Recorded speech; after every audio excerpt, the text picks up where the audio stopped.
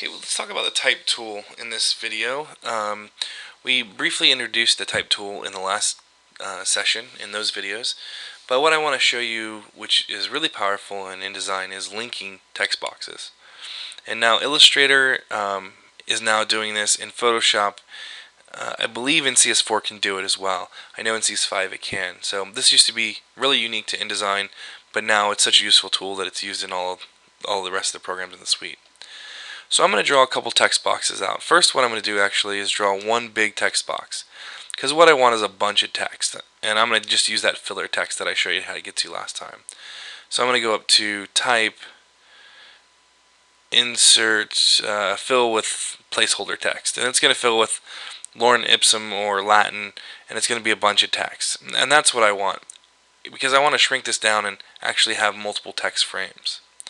So I'm going to shrink this down, and as soon as I do that, we talked about that last time, it shows this little red arrow and it's saying, hey, there's a bunch of text that isn't being shown. So what I'm going to do is I'm going to draw a bunch of different text fields here. So I'm going to draw this one this way, I'm going to draw this one short and skinny, and then I'm going to draw this one kind of long, and then this one short and skinny to go there.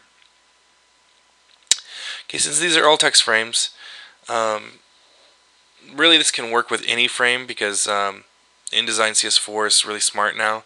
So you used to only be able to do this with text frame to text frame, but now if you draw a frame and you link text to it, InDesign's smart enough to figure it out and to change it, which is a really nice feature. So I'm going to go back to my selection tool, the black arrow, and I'm going to click on that little red plus sign. See, as soon as I do that, I get the it looks like a place dialog box with text next to it in my cursor. So whichever text box I click on, it's going to link. You can see it has a little chain. It's going to link this text to that box. So I'm going to click on this next box, and you can see it flows this text from here, and then when it can't fit it anymore, it goes into this next box. And when it can't fit it anymore here, it says it doesn't know where to go. So I want to add it to this box. So I just click on the red arrow, click here, and then I want to go back to the top, click on the red arrow, click here, click on the red arrow, and click here. Okay, so now for this illustration I'm not going to keep going because I have extra text, but the cool thing is with my selection tool, if I change the size of this box, and it reflows the text for me, and it changes in all those other boxes. So let's say I change this one to be really long. You can see it reflows this box and this box for me, because that's where the text is going. It's going from here to here, and since the text goes 1, 2, 3, it doesn't affect these.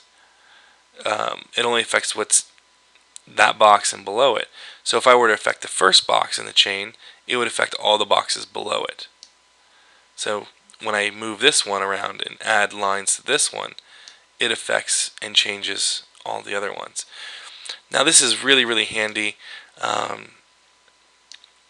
You can create complex, text chains around pictures and on multiple pages. We're just showing this on one page. This could go from page 1 to page 5 to page 24, just like I'm sure you've seen in magazines. And the cool thing about it is then you can keep the story throughout all those pages, and it's linked all together for you, and InDesign's doing all the work for you, which is great. Now when you're linking between page 1 and page 5, say this story is on page 1 through 5, and we want to link to page 25. Well, it gets a little more complex when we do that, because the same tools are used, the same linking methods are used here. It's just, if we had to edit the story, it would be more difficult. So there's one place, there's a story mode, which looks like a word processor that I want to show you, that you can edit the whole story, all the linked boxes together in one place. Okay, and with any box selected, you just go up to Type, go to Story. Oops, I'm sorry, you have to go to Story Editor. So you go to Edit in Story Editor, and it brings up this box. Now the thing that we were just at actually interacts with the Story Editor. It's a toolbox we won't get into, because because it's a little more complex than what we need to do for our purposes here. But just know this: when you go to edit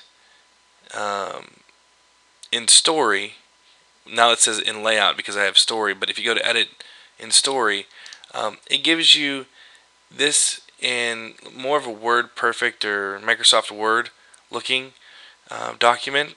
And the nice thing about this is if you add something at the top, so let's add, Brian was here.